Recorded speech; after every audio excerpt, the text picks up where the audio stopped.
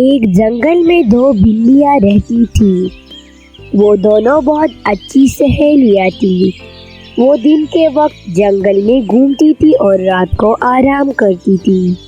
وہ جہاں بھی جاتی تھی ایک ساتھ جاتی تھی۔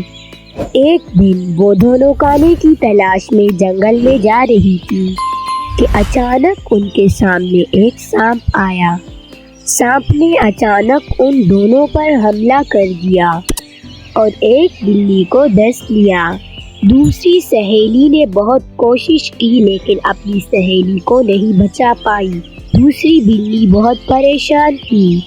اس نے سانپ سے بدلہ لینے کی ٹھان لی۔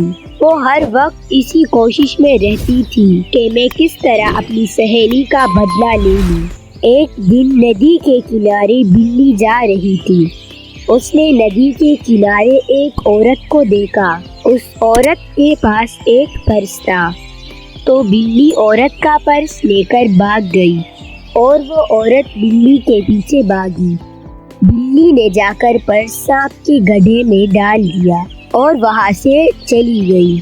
عورت نے جب آ کر دیکھا تو اس گڈھے میں سانپ تھا۔ اس نے فوراً ایک لکڑی اٹھائی اور سانپ کو مار دیا اور پھر اپنا پرس لے کر اپنی گھر چلی گئی۔ اسی طرح بلی نے سانپ سے اپنی سہیلی کا بدلہ لے لیا۔